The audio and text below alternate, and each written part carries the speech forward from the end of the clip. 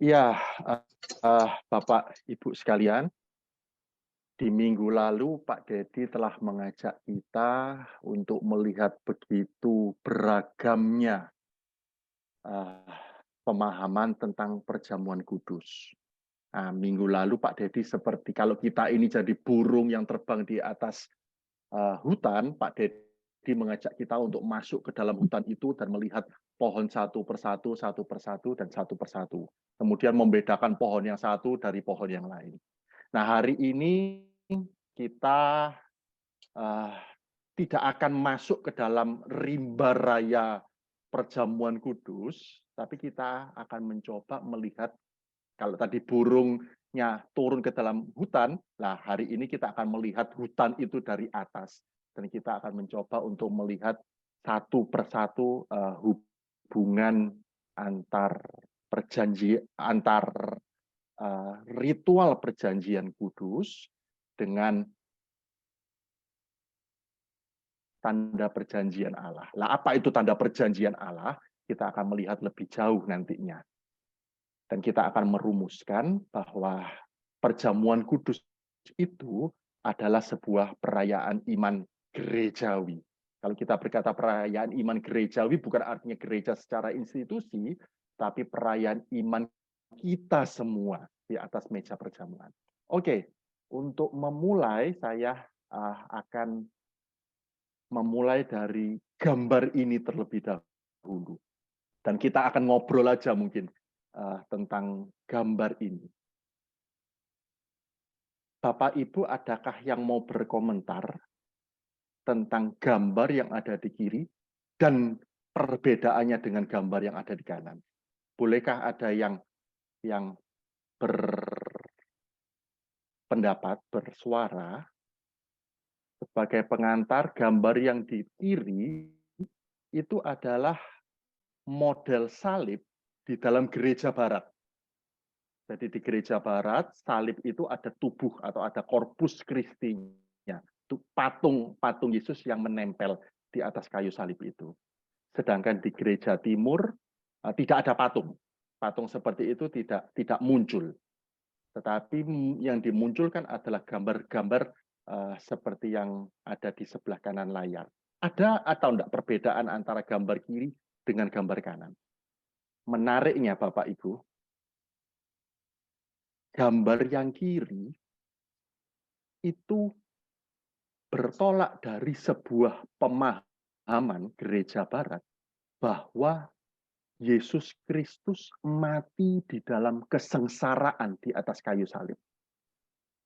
Jadi kalau saudara lihat gambar yang kiri, gambar gereja barat menampilkan kesengsaraan Yesus di atas kayu salib.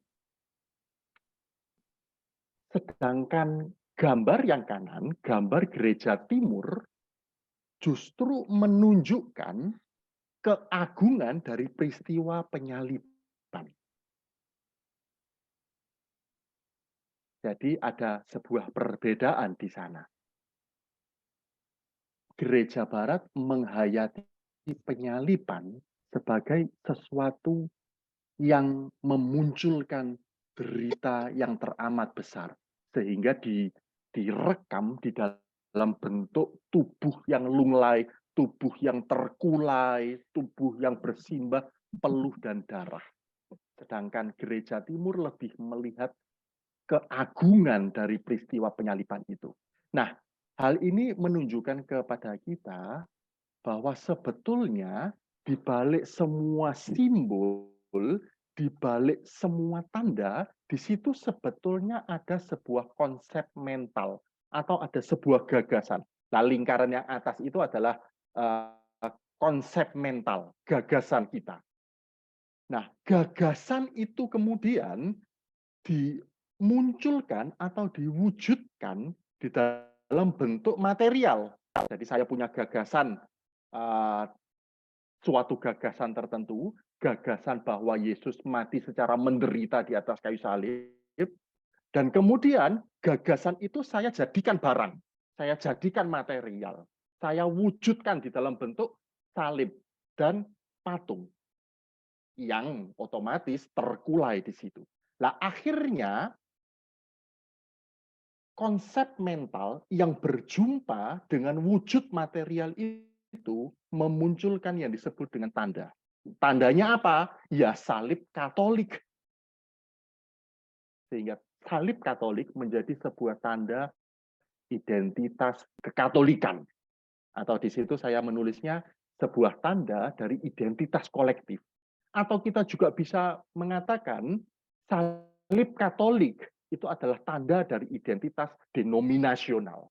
Sedangkan yang tadi di gereja timur, ketika dipikirkan, konsep mentalnya adalah bahwa Yesus mati di dalam keagungan dan di dalam penyerahan diri, maka lukisan-lukisan itu menggambarkan sebuah keagungan. Dan akhirnya tanda yang muncul adalah yang seperti tadi saudara lihat. Sebuah lukisan dengan gambar Yesus yang memunculkan keagungan tersebut. Itu kemudian menjadi tanda atau identitas dari gereja timur. Lah bagaimana dengan kita? Saya meminjam foto dari Pak Luke, masih ada tulisannya LK Paparasi di situ. Nah, gereja Protestan menariknya menghilangkan gambar Yesus, menghilangkan patung Yesus, menghilangkan istilahnya Corpus Christi dari salib. Lah kenapa kok dihilangkan? Lah kembali lagi, ada sebuah konsep mental bahwa tidak perlu gereja itu patung-patungan, tidak perlu gereja itu lukisan-lukisanan. Semua yang berbentuk simbol, semua yang berbentuk tanda dikeluarkan dari gereja. Itu terjadi di era reformasi, khususnya di reformasi di Jenewa. Semua hal yang berkaitan dengan simbol, semua hal yang berkaitan dengan tanda dikeluarkan dari gereja.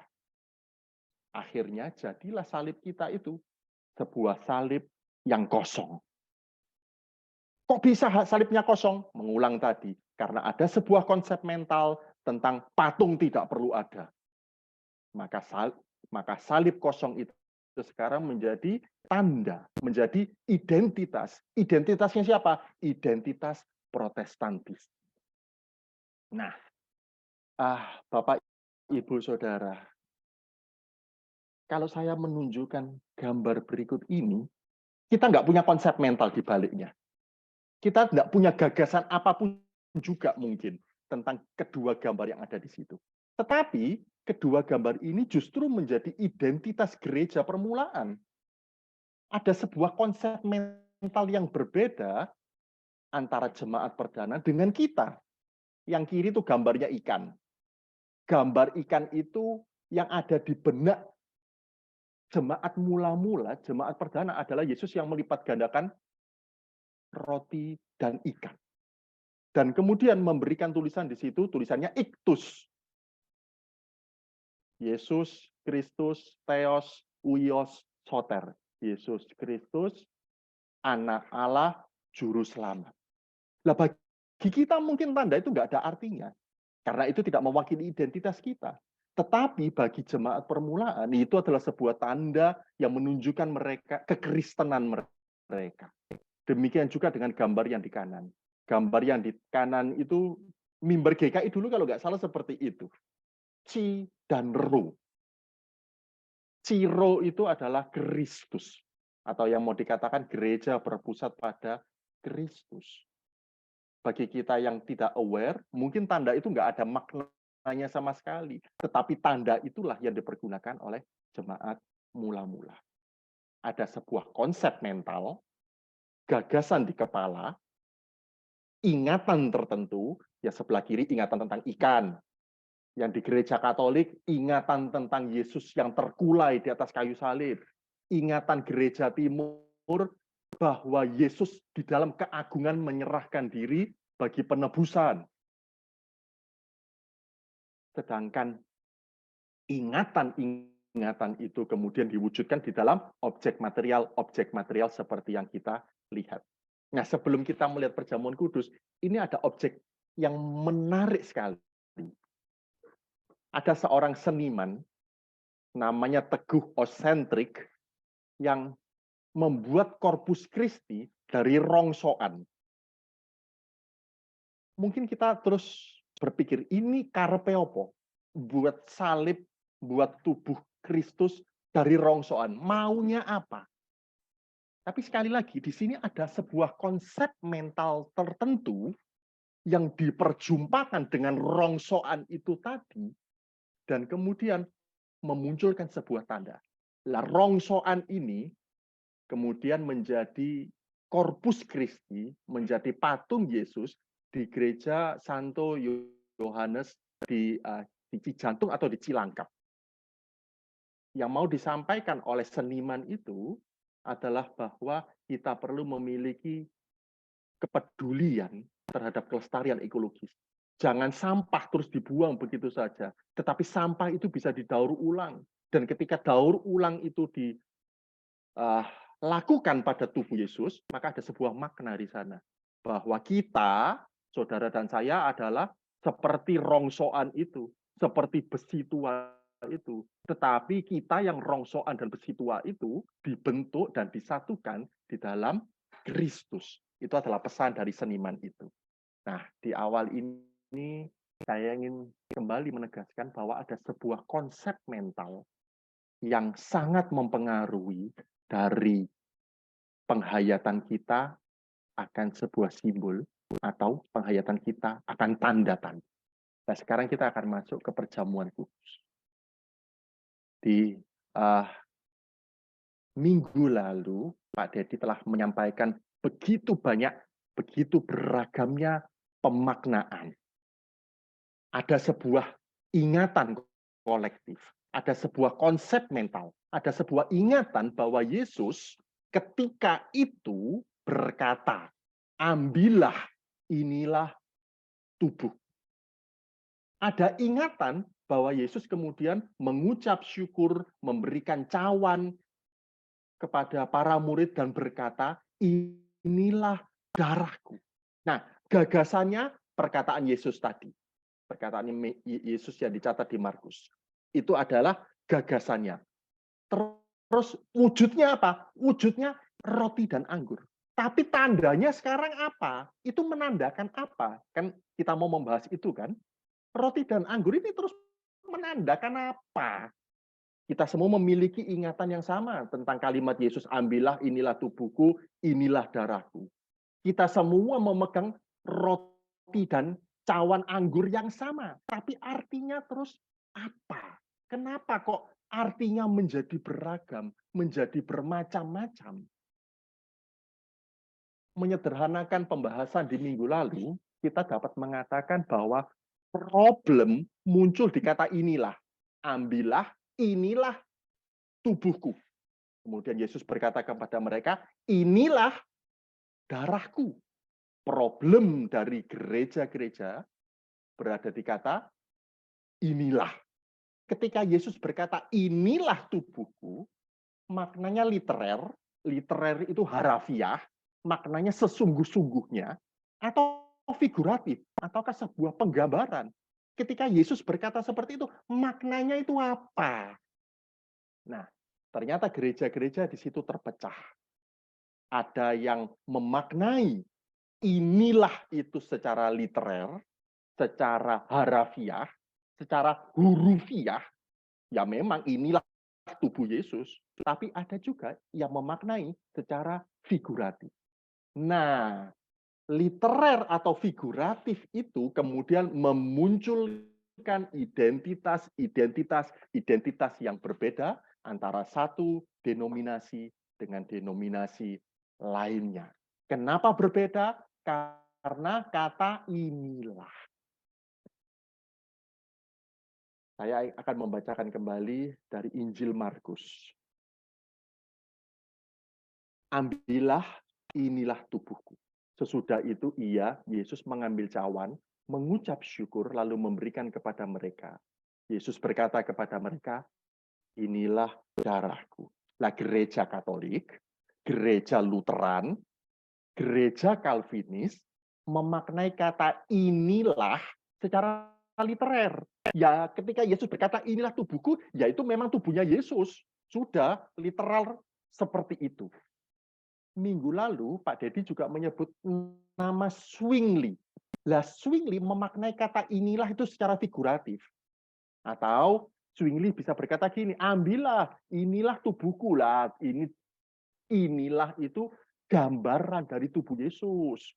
Kemudian Yesus berkata, inilah darahku. Inilah bukan betul-betul darahnya Yesus. Ini adalah gambaran atau simbol atau tanda dari darah Tuhan. Maka terpecahlah gereja, ketiga gereja yang pertama, Katolik, Lutheran, dan Calvinis, dari gereja Zwingli. Terpecah. Hanya karena satu kata. Inilah ditafsirkan atau dimaknai secara berbeda. Lebih lanjut lagi.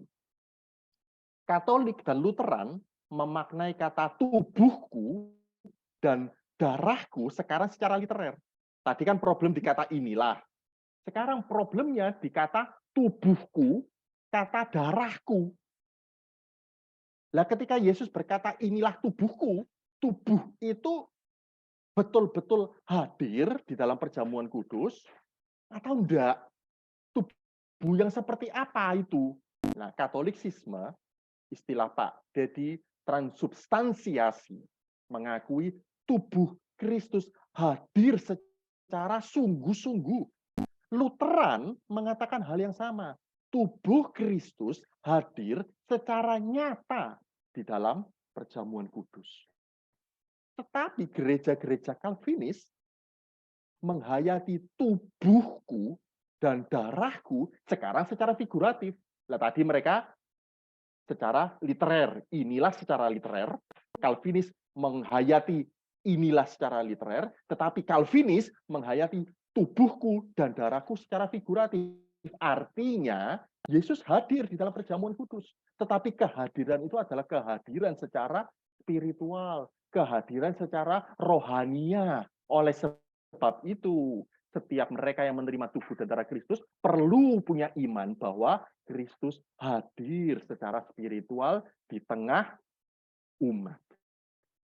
Jadi kita bisa melihat ada begitu bahwa masalah yang begitu rumit yang minggu lalu mungkin membuat kita mengernyitkan dahi kita, ternyata masalahnya hanya di kata inilah atau kata tubuh dan darahku. Sudah, hanya itu, di situ masalahnya. Ada pemaknaan yang berbeda.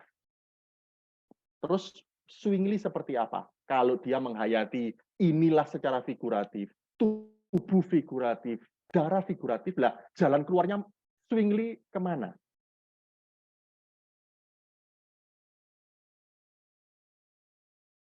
Nah, bagi Zwingli, dia akan mengambil teks yang akan saya bacakan.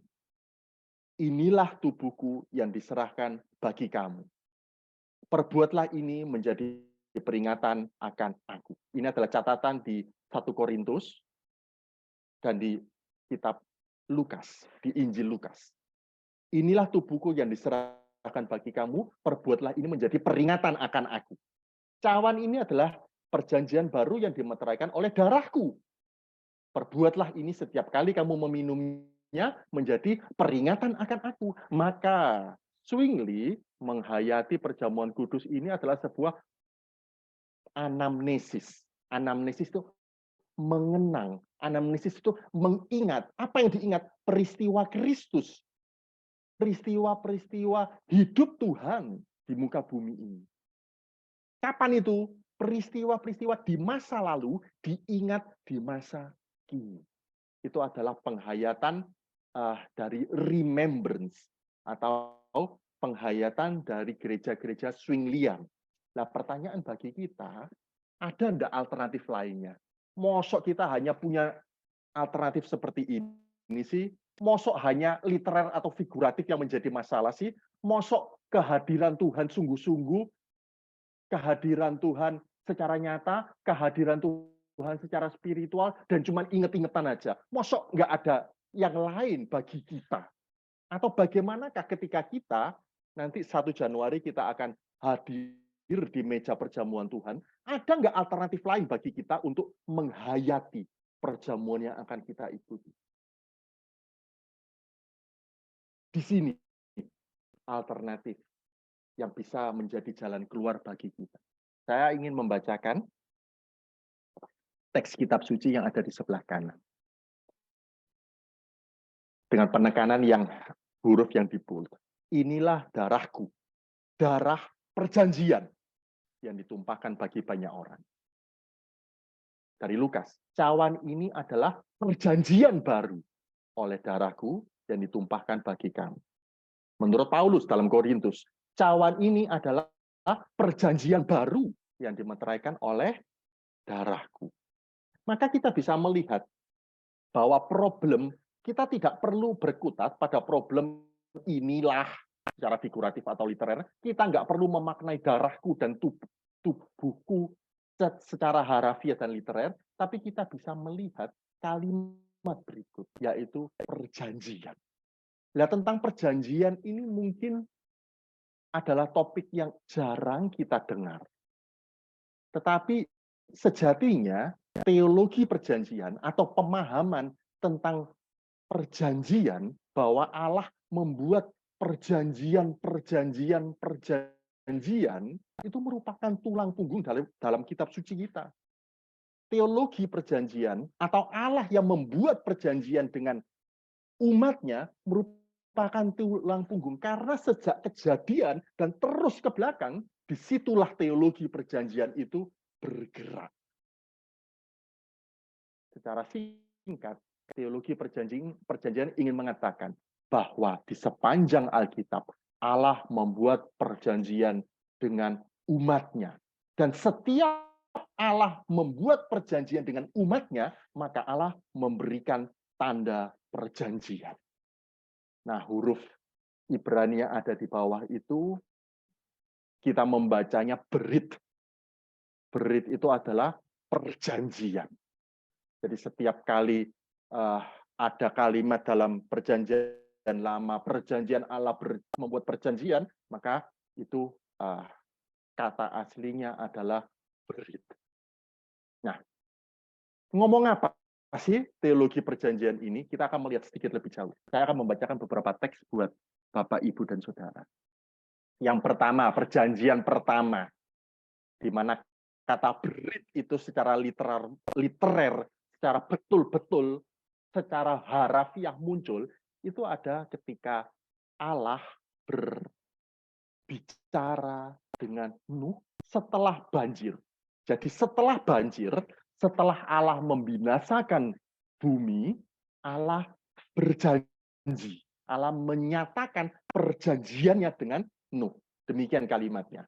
Sesungguhnya aku mengadakan perjanjianku.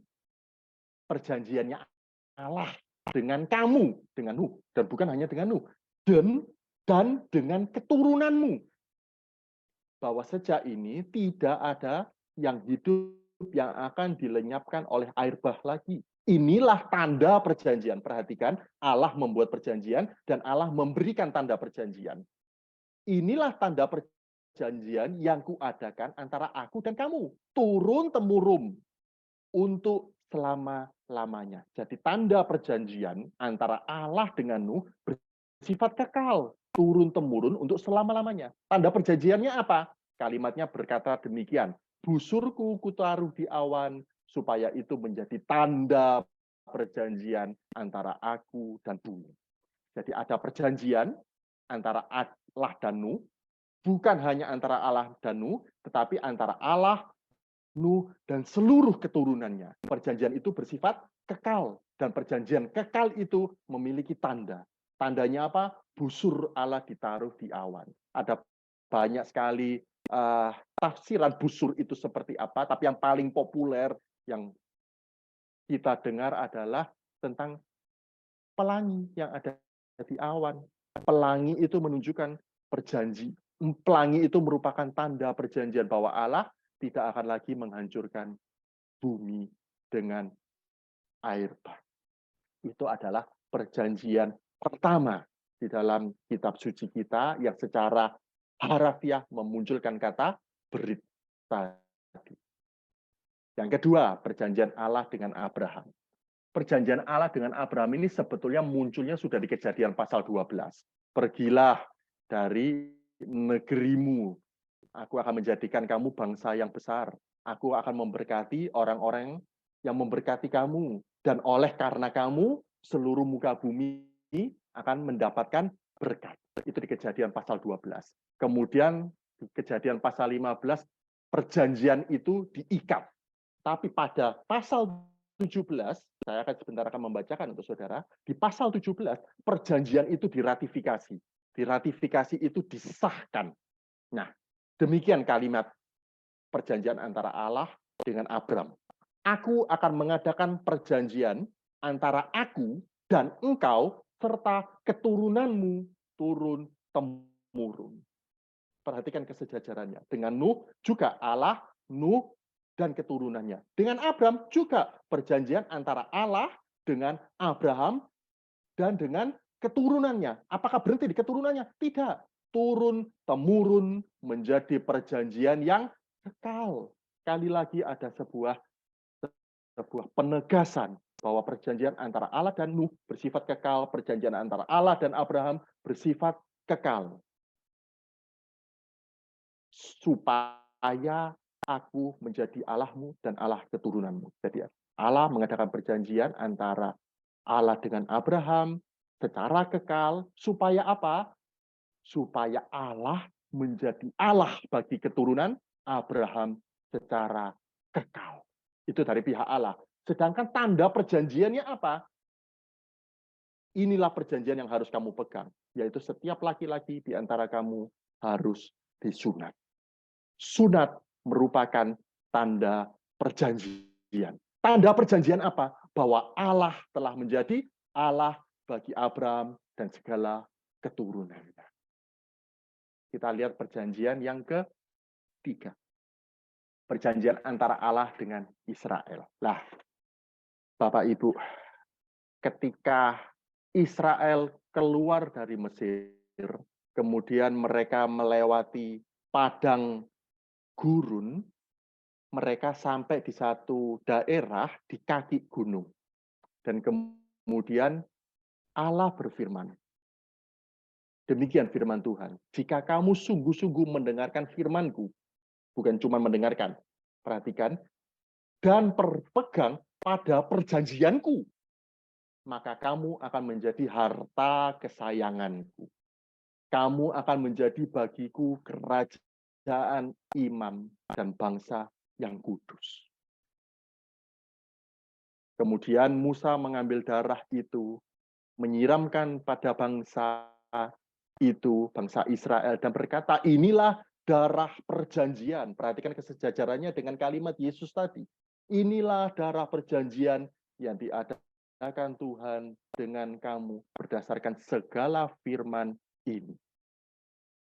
Jadi Allah membuat perjanjian dengan Israel.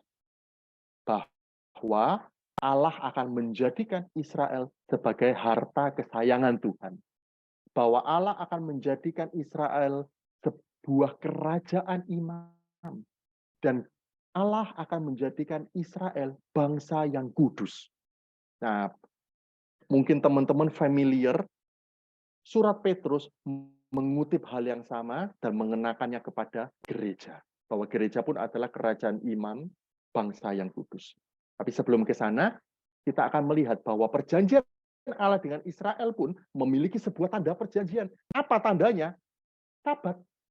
Sabat adalah tanda perjanjian antara Allah dengan Israel. Maka sekarang, teologi perjanjian baru, teologi perjanjian ingin mengatakan secara singkat seperti ini. Bahwa Allah mengikatkan dirinya dengan umatnya. Sekali lagi, Allah yang berinisiatif. Untuk apa? Untuk mengikatkan dirinya. Jadi diri Allah itu tidak terikat pada apapun juga. Tetapi Allah dengan sengaja mengikatkan dirinya dengan umat. Memberikan janjinya. Tujuannya apa? Supaya Ku menjadi Allahmu dan Allah keturunanmu. Allah mengikatkan diri dengan umatnya agar Allah menjadi Allah bagi umatnya.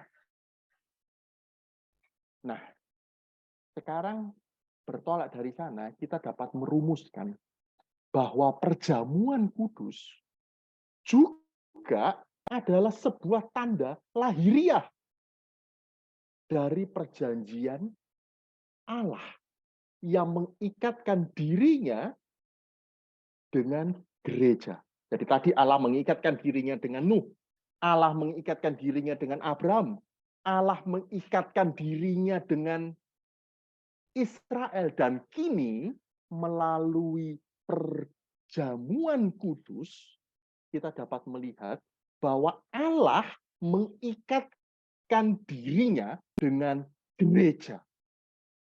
Pertanyaannya, bagaimana cara Allah mengikatkan dirinya dengan gereja? Yaitu melalui karya Yesus Kristus. Tapi karya Yesus Kristus itu kan terjadi 2000 tahun yang lalu.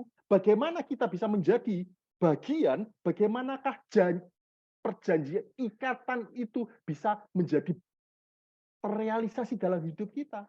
Yakni oleh kuasa Roh Kudus. Maka kita di sini dapat melihat bahwa perjamuan kudus adalah sebuah tanda perjanjian Allah yang bersifat trinitarian. Allah berinisiatif mengikat perjanjiannya dengan gereja melalui karya Kristus Yesus oleh kuasa Roh Kudus. Itulah makna dari perjamuan kudus. Perjamuan kudus adalah sebuah tanda lahiriah perjanjian Allah dengan gereja. Atau kita dapat membahasakan kembali atau membahasakannya secara lain bahwa gereja terhisap ke dalam dan menjadi bagian dari keluarga Allah.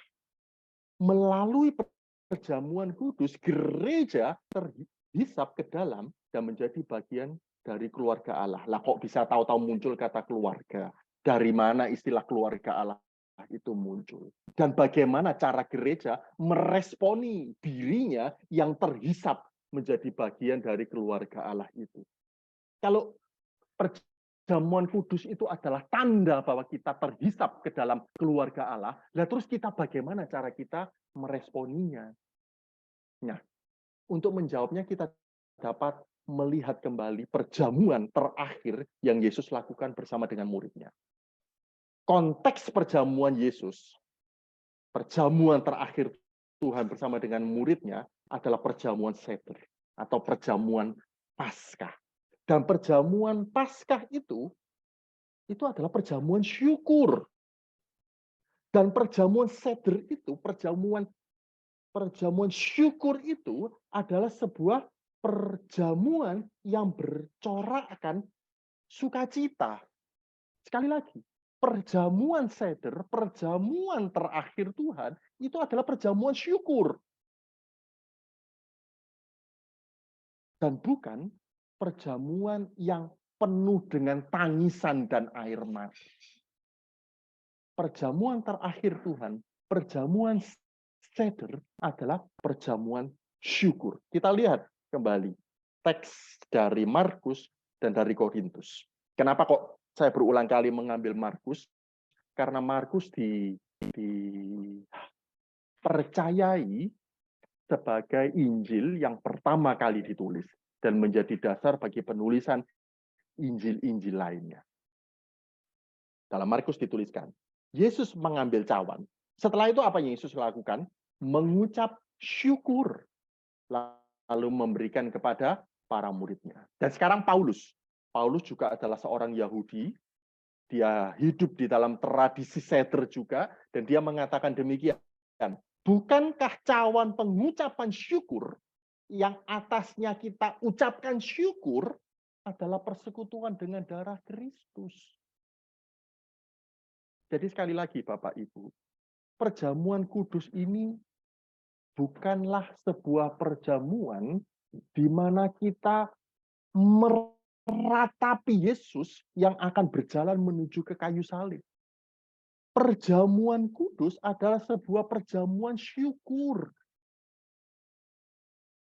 Dan justru di sini beda antara perjamuan seder, perjamuan Paskah Yahudi dengan perjamuan kudus yang gereja lakukan.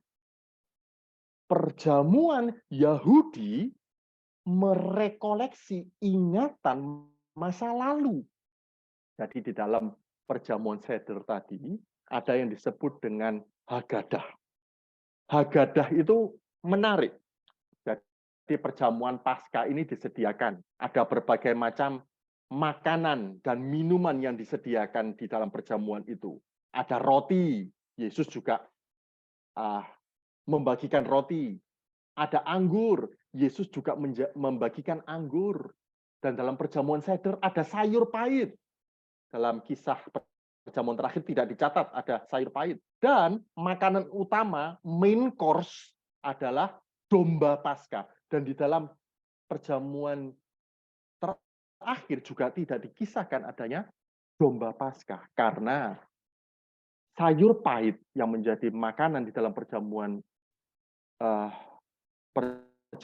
Paskah Yahudi itu telah digenapi dengan penderitaan Tuhan. Sedangkan domba yang menjadi main course itu adalah diri dari Yesus sendiri.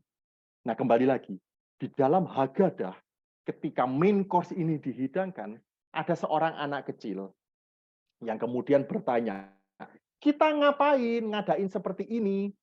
Kemudian sesepuh dari keluarga itu, jadi keluarga ya Bapak Ibu, perjamuan seder ini adalah perjamuan keluarga, bukan rame-rame makan, tetapi hanya keluarga kecil, keluarga inti aja yang makan. Jadi ketika Yesus makan bersama dengan murid-muridnya, maka murid-murid Tuhan itu juga dianggap sebagai keluarga inti dari Tuhan. Demikian juga dengan perjamuan kudus. Kita menjadi bagian dari keluarga inti Tuhan.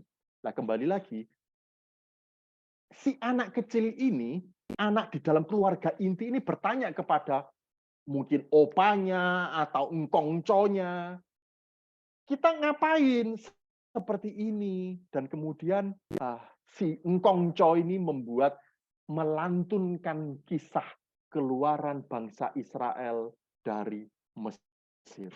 Bahwa dulu bapakku adalah seorang Aram, pergi ke Mesir dengan sedikit orang, kemudian menjadi bangsa yang besar, kemudian ditindas, tetapi Allah membebaskan kita dari perbudakan dengan tangan yang kuat. Nah, itu dikisahkan kembali.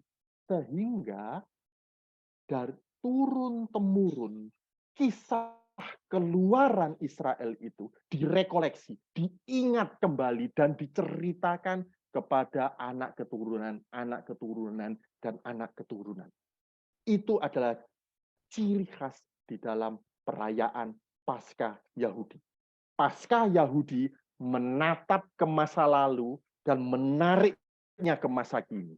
Sekali lagi, ciri Paskah Yahudi adalah bertolak dari masa lalu dikenang, masa lalu diingat, dan dihadirkan di masa sekarang melalui Hagadah, melalui pengkisahan kembali, penuturan kembali, penceritaan kembali.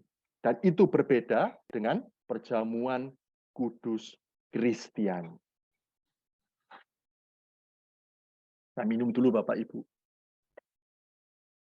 Perjamuan kudus Kristiani mencakup masa lalu tadi.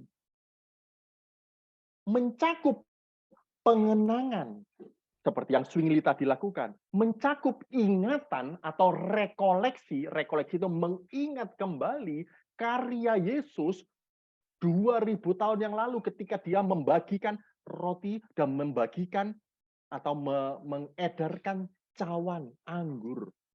Kita perjamuan kudus mencakup anamnesis, mencakup rekoleksi ingatan, mencakup masa lalu, tetapi tidak berhenti di sana saja. Sekali lagi, perjamuan kudus Kristen tidak boleh berhenti di masa lalu saja. Nah, kalau berhenti di masa lalu itu sama kayak kita, ya berapa hari yang lalu saya mendengarkan lagu Dewa 19, dan saya ingat, waduh, ini lagu ini dimunculkan oleh Dewa ketika saya SMA. Kemudian ingatan tentang SMA muncul kembali secara romantis. Perjamuan kudus itu bukan romantis-romantisan, tetapi perjamuan kudus Kristen selain mencakup ingatan di masa lalu, juga menghadirkan masa depan eskatologis. Eskatologis itu nanti di akhir zaman, di masa kini. Jadi masa depan itu ditarik ke masa kini. Sekali lagi, perjamuan kudus Yahudi menarik masa lalu ke masa kini. Perjamuan kudus Kristen menarik masa lalu ke masa kini dan menarik masa depan ke masa kini. Perjamuan kudus Kristiani bersifat retrospek, belakang, dan prospektif depan. Mungkin sekarang Bapak Ibu tanya, lah ada nggak dasarnya di dalam kitab suci seperti itu? Saya akan membacakan untuk Bapak Ibu dari Lukas. Demikian perkataan Yesus. Aku sangat rindu makan Paskah ini bersama-sama dengan kamu. Jadi Yesus makan Paskah, makan dalam perjamuan Paskah, perjamuan seder, perjamuan bersama dengan keluarga inti. Aku sangat rindu makan Paskah ini bersama-sama dengan kamu sebelum aku menderita, sebab aku berkata kepadamu, aku tidak akan memakannya lagi sampai ia beroleh kegenapan di dalam kerajaan Allah. Kapankah kegenapan kerajaan Allah itu? Di masa yang akan datang. Atau di masa eskatologis, di masa akhir zaman. Ini adalah teks pertama. Yang kedua, masih dari Lukas. Ambillah ini dan bagikanlah di antara kamu. Ini tentang cawan. Sebab aku berkata kepada kamu, mulai sekarang ini aku tidak akan minum lagi hasil pokok anggur sampai kerajaan Allah telah datang. Kapan kerajaan Allah akan datang? Ini juga adalah sebuah proklamasi masa yang akan datang. Sekali lagi, teks berikutnya dari Matius. Demikian Yesus di dalam catatan Matius. Mulai dari sekarang aku tidak akan minum lagi hasil pokok anggur ini sampai pada hari aku meminumnya. Kapan Yesus meminumnya? Yaitu yang baru bersama-sama dengan kamu dalam kerajaan Bapakku. Ini sekali lagi merupakan mengacu pada masa depan eskatologis. Bahwa Yesus meminum anggur perjamuan bersama-sama dengan kamu, bersama-sama dengan murid-muridnya, bersama-sama dengan gerejanya. Kapan? Nanti di dalam kerajaan Bapakku, tetapi justru itulah yang gereja tarik ke masa kini. Kalimat Paulus menegaskan, setiap kali kamu makan roti ini dan minum cawan ini, kamu memberitakan kematian Tuhan di masa lalu, sampai ia datang. Ia datang di masa depan. Sehingga sekali lagi izinkan saya menegaskan, perjamuan kudus gereja menarik masa lalu ke masa kini dan menghadirkan masa depan eskatologis itu sebagai tujuan iman kita di masa depan saat ini. Perjamuan kudus Kristiani, perjamuan kudus gereja, sekali lagi bukan pengenangan semata, tetapi menghadirkan masa depan di saat ini. Sehingga kita bisa merumuskan beberapa hal. Yang pertama, perjamuan kudus itu adalah perayaan iman gereja. Kalau mengatakan iman gereja, tadi saya menyebut, itu bukan gereja secara institusi. Perjamuan kudus iman gereja. Gereja itu siapa? Ya saudara dan saya. Kita ini adalah tubuh Kristus. Kita inilah gereja. Perjamuan kudus sebagai perayaan iman gereja merupakan perjamuan kudus sebagai perayaan iman orang-orang percaya. Apa yang dirayakan? Yang dirayakan adalah keterhisapan kita, keterhisapan gereja ke dalam karya Allah Tritunggal. Jadi salah bila kita mengatakan perjamuan kudus kok perayaan? Perjamuan kudus kok mensyukuri penderitaan Yesus?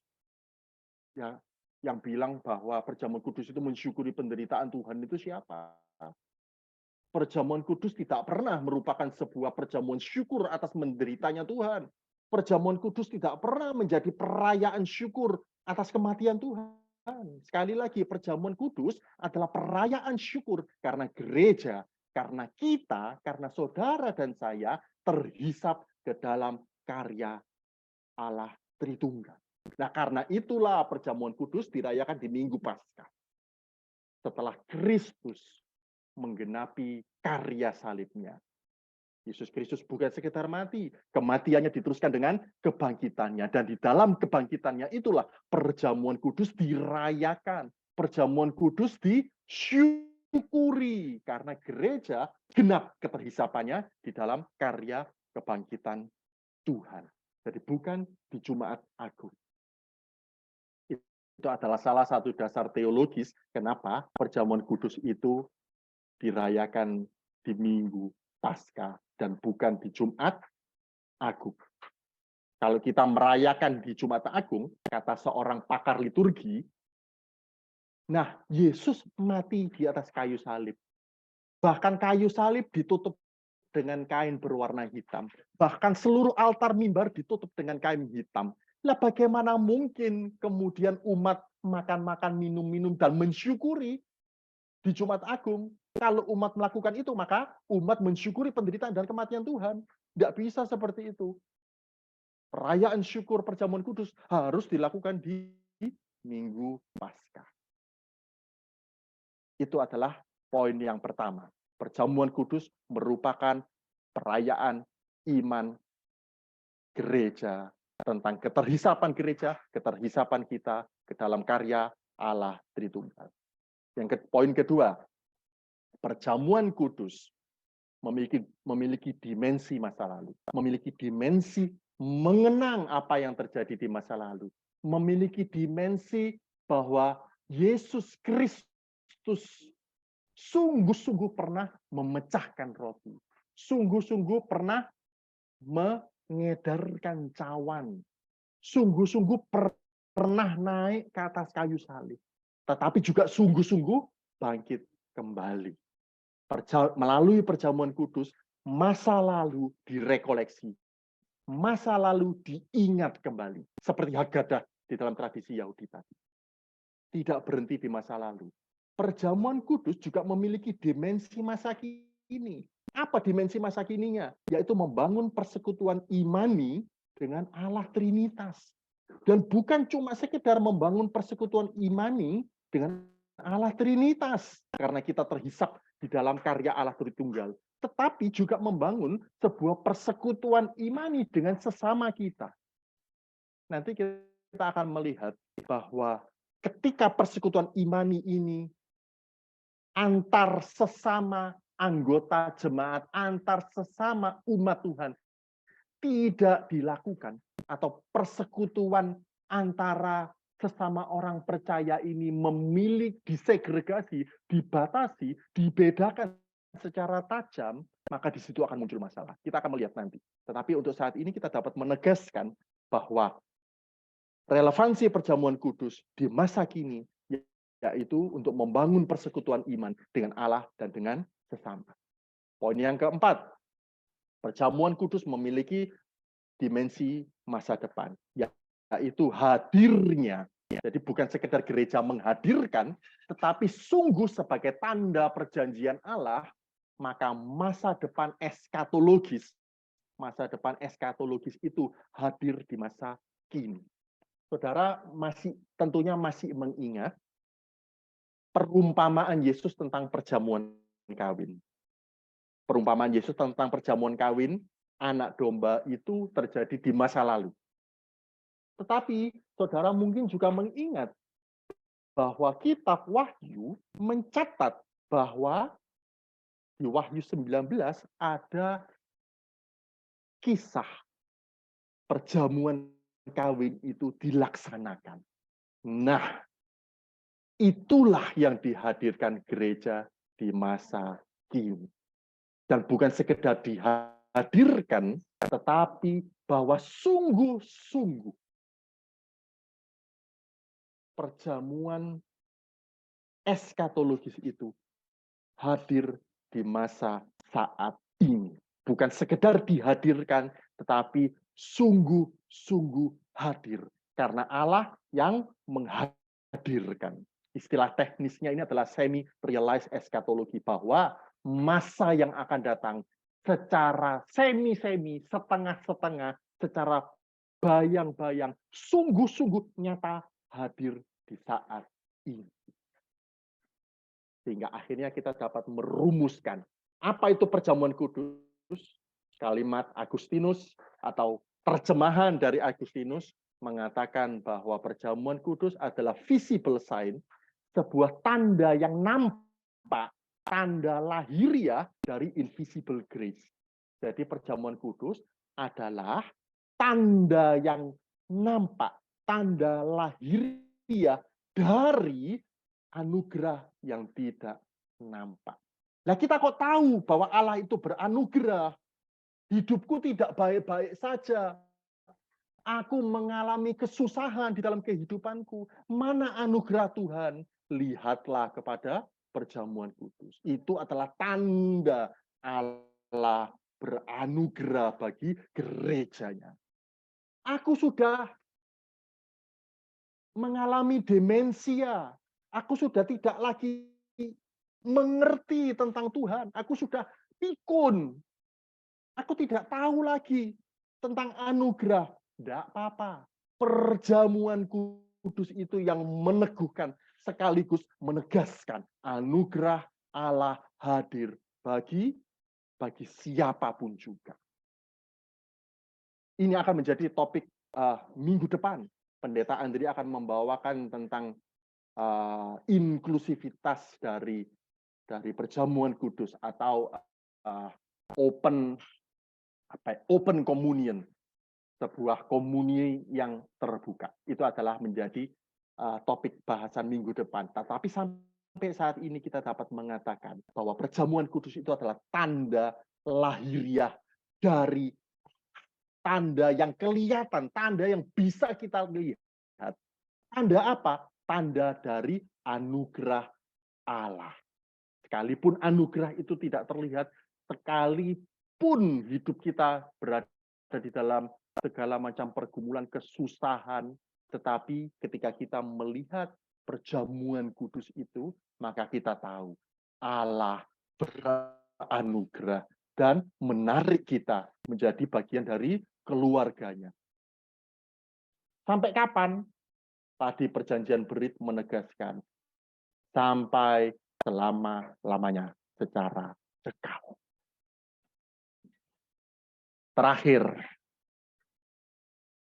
Nah, kalau kita sekarang menghayati perjamuan kudus sebagai sebuah perayaan iman, bagaimana kita menghayati sensura morum?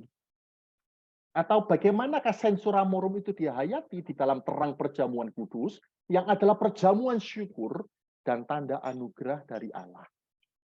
Nah, nampaknya kita tidak cukup waktu untuk berbicara tentang sejarah sensura morum, tapi sensura morum sendiri awalnya adalah sensor moral. Jadi mereka yang dianggap tidak bermoral tidak boleh ikut perjamuan kudus. Nah, apa yang menjadi dasarnya? Ini dasarnya. Teks dari Paulus di 1 Korintus. Saya akan membacakan. Barang siapa dengan cara yang tidak layak, perhatikan. Barang siapa saja yang dengan cara yang tidak layak makan roti atau minum cawan Tuhan, tidak layak makan roti dan minum cawan Tuhan, tidak layak ikut di dalam perjamuan kudus, ia berdosa terhadap tubuh dan darah Tuhan. Jadi Paulus di sini mengatakan, kalau kamu makan, ikut dalam perjamuan Tuhan, dengan cara yang tidak layak, kamu itu berdosa. Karena itu, muncullah gagasan tentang sensura morum sebagai sensor moral. Orang yang dianggap tidak bermoral, tidak usah ikut perjamuan kudus. Karena kalau kamu ikut perjamuan kudus, kamu berdosa. Kembali ke Paulus. Paulus meneruskan, karena itu, supaya kamu nggak berdosa ketika makan tubuh dan darah Tuhan, hendaklah tiap-tiap orang menguji dirinya sendiri. Menguji itu dokimazo. Dan baru setelah itu, menguji diri sendiri, setelah menguji diri sendiri, baru setelah itu makan roti dan minum dari cawan itu. Ujilah dirimu sendiri. Setelah engkau menguji dirimu sendiri, barulah ikut di dalam perjamuan Tuhan. Karena barang siapa makan dan minum tanpa mengakui tubuh Tuhan, ia mendatangkan hukuman atas dirinya. Nah, ternyata Bapak Ibu, teks ini, teks Korintus ini tidak berbicara tentang moralitas. Paulus tidak sedang bilang kalau kamu makan dengan cara tidak layak itu misalnya kamu itu adalah seorang pendosa, kemudian tidak membereskan dosa-dosamu, maka kamu tidak layak makan, tidak layak ikut di dalam perjamuan Tuhan. Bukan itu yang Paulus maksudkan. Problem besar yang ada di Korintus adalah bahwa muncullah segregasi antara orang-orang kaya dengan orang-orang miskin. Problem yang ada di sini, di jemaat Korintus adalah problem koinonia. Problem yang dibahas oleh Paulus ini adalah problem orang kaya tidak bersekutu dengan orang miskin, sekalipun mereka satu iman di dalam Kristus. Bagi Paulus, ini adalah sebuah tindakan, sebuah perilaku yang tidak dapat diterima. Orang kaya makan sendiri, orang miskin tidak punya makanan, ia tidak makan. Tetapi tidak ada sebuah persekutuan imani, persekutuan bersama antara semua lapisan, semua kelompok kaya, miskin, terpandang, ataupun yang biasa-biasa saja, terhormat ataupun orang-orang yang dianggap sebagai orang-orang yang terhina. Tidak ada persekutuan itu di Korintus. Dan itu yang ditentang oleh Paulus. Problem di Korintus adalah problem segregasi dalam jemaat. Problem di Korintus adalah problem koinonia. Problem persekutuan. Problem sekalipun orang mengaku satu iman di dalam Kristus, tapi membeda-bedakan satu dengan yang lain. Problem di Korintus bukan problem moral. Walaupun memang di Korintus ada problem moral. Kalau saudara baca di pasal yang kelima, ada seorang yang hidup bersama dengan istri ayahnya. Nah, ini adalah sebuah hal yang amoral. Tetapi teks ini, teks yang kemudian menjadi dasar bagi sensura morum, tidak berbicara tentang moralitas. Tetapi berbicara tentang persekutuan. Karena itu, di slide sebelumnya saya menegaskan bahwa di masa kini, signifikansi dari perjamuan kudus adalah untuk membangun sebuah persekutuan imani dengan sesama kita. Lintas apa? Lintas status, lintas pendidikan, dan lintas apapun juga, karena Kristus merangkul semua itu di dalam dirinya. Signifikansi perjamuan kudus bagi kita adalah membangun sebuah koinonia, membangun sebuah persekutuan iman dengan Tuhan dan dengan sesama. Pada akhirnya, kita menghayati sensura morum sebagai undangan Allah untuk hadir di meja perjamuan. Sekali lagi, ketika kita menghayati perjamuan kudus sebagai perayaan iman, maka kita juga perlu menghayati sensura morum, bukan sebagai sensor moral,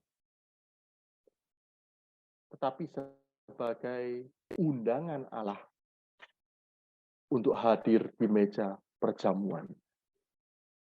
Maka kemungkinan bagi kita ada dua. Yang pertama, kita menerima undangan dari Allah. Dan ketika kita menerima undangan dari Allah, maka kita perlu hadir di dalam sebuah kesadaran kesadaran bahwa kita tidak layak untuk hadir. Bahwa hanya karena anugerah Allah lah kita hadir di meja perjamuan Tuhan. Nah, gambar yang ada di kanan itu terambil dari Matius pasal yang ke-22.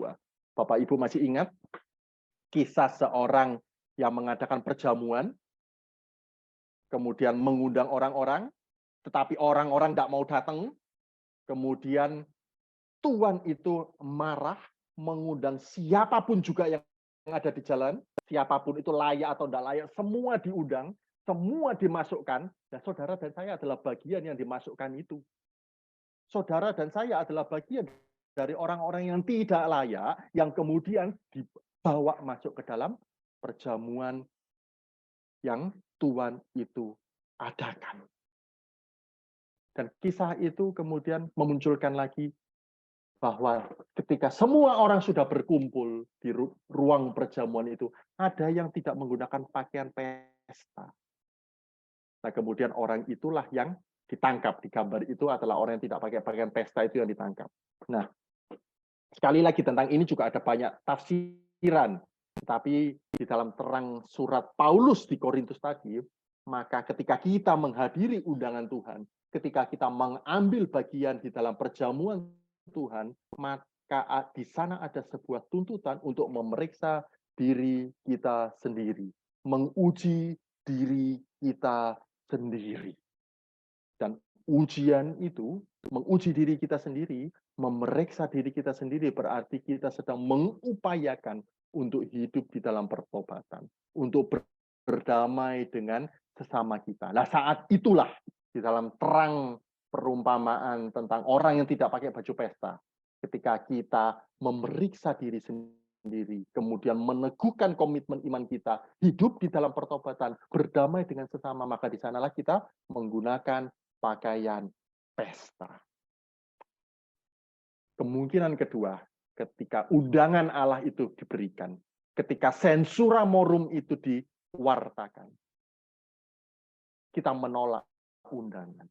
Nah, kalau kita berhalangan hadir itu bukan berarti kita menolak undangan, tapi bila kita betul-betul menolak undangan untuk hadir di meja perjamuan Tuhan, aku bisa hadir, tapi aku tidak mau hadir, maka kembali lagi ke teks yang tadi kita baca, Matius pasal 22, atau paralelnya di Lukas pasal 14. Ada begitu banyak orang yang berdalih, oh aku tidak bisa datang karena aku sedang ngerjain ini. Oh aku tidak bisa datang karena aku barusan kawin. Aku tidak bisa datang karena banyak hal. Ketika kita kebanyakan alasan atau sengaja mencari-cari alasan untuk menolak undangan Allah, maka sebenarnya yang kita tolak bukanlah pendeta yang sedang yang sedang mengundang umat untuk hadir. Tapi yang kita tolak sebetulnya adalah sang pengundang. Yang kita tolak bukan undangannya, tetapi Allah yang maha beranugerah dan yang mengundang saudara dan saya. Ini bukan karangan, tetapi inilah teks yang teks itu katakan. Ada begitu banyak orang yang menolak undangan dan Tuhan itu murka. Kira-kira demikianlah yang dapat saya sampaikan pada malam hari ini, dan mari kita berdiskusi lebih jauh. Terima kasih untuk waktunya. Saya kembalikan ke Yanti yang akan mimpin tanya jawab, atau langsung deh. Terima kasih sekali lagi Pak Michael untuk ulasan yang sangat komprehensif dan mendasar. Ada dua hal yang ingin saya tambahkan sebelum masuk ke sesi tanya jawab ya. Pertama, semua yang disampaikan oleh Pak Michael itu memang ya benar, ya memang seharusnya seperti itu. Dan GKI menghayati bahwa sesungguhnya ketika perjamuan kudus itu dilayankan, gereja itu statusnya bukan sebagai penyelenggara, tetapi gereja itu adalah pihak yang mendistribusikan atau menjadi saluran anugerah Allah. Jadi Allah itu memberi anugerahnya kepada dunia, kepada umat manusia. Makanya dalam formulasi perjamuan kita, ingat dan percayalah bahwa darah Kristus atau tubuh Kristus telah dicurahkan atau telah dipersembahkan bagi keselamatan dunia. Jadi statusnya ini adalah sebetulnya Allah memberi sesuatu kepada dunia dan gereja itu mendistribusikannya. Oleh karena itu kita tidak punya hak untuk menghalangi distribusi Allah itu. Kalau gereja itu kemudian menyatakan ini tidak boleh, itu boleh, maka yang gereja lakukan adalah gereja justru menghalangi pemberian atau karya Allah bagi dunia. Nah, dalam pertimbangan yang seperti itulah kemudian GKI, ini yang kedua yang mau saya sampaikan, di tata gerejanya yang baru menghapuskan pasal aturan tentang bahwa seorang yang mengikuti perjamuan kudus harus tidak berada di bawah pengembalaan khusus. Kalau di tata gereja yang lama, yang itu sejak tata gereja GKI Jatim dulu, buku putih, lalu 2003, 2009 itu masih menyatakan bahwa seorang yang mengikuti perjamuan kudus itu adalah seorang yang tidak berada di bawah penggembalaan khusus. Tapi kemudian di tata gereja baru karena penghayatannya bahwa ini adalah anugerah Allah, ini adalah tindakan Allah, dan tugas gereja adalah menjadi penyalur, maka gereja tidak berhak untuk menghalangi siapapun untuk beroleh anugerah Allah. Ini poin penting dan di tata gereja yang baru yang disahkan kemarin di sidang sinode di Magelang nanti, seorang yang berada di bawah pengembalaan khusus sekalipun itu diperkenankan mengikuti perjamuan kudus. Karena perjamuan itu adalah anugerah dan justru dengan ia mengikuti perjamuan kudus, ia sedang mengalami seperti Petrus dan Yudas gitu kayak dalam Alkitab kan. Ketika Yesus itu tahu bahwa Petrus itu akan menyangkal, Yesus tahu bahwa Yudas itu akan berkhianat, tetapi justru Tuhan Yesus melibatkan mereka dalam perjamuan kudus, dan itu akan menjadi semacam penggembalaan juga. Nah, tapi terkait dengan membaptiskan anak, lalu menikahkan keluarganya, itu masih belum boleh karena itu adalah sebuah disiplin keanggotaan. Jadi kalau soal membaptiskan anaknya, lalu menikahkan itu adalah hak ya. Jadi seorang ketika berada di pembaptisan khusus, dia tidak boleh membaptiskan anaknya dan tidak boleh menikah. Kenapa? Karena kalau di dalam proses pembaptisan itu kan seorang dituntut untuk mampu mendidik anaknya dalam iman Kristen. Nah, kalau dia sendiri belum beres, bagaimana dia mampu mendidik anak yang dia bawa itu? Gitu. Atau kalau menikah, diharapkan dia sudah beres secara spiritual sehingga dia tidak mencelakakan pasangannya. Jadi ini sekaligus informasi ya bahwa GKI saat ini sudah sangat progresif dalam hal perjamuan kudus. Dan minggu depan implementasi dari pendekatan yang inklusif itu sampai pada perjamuan ke depannya ya.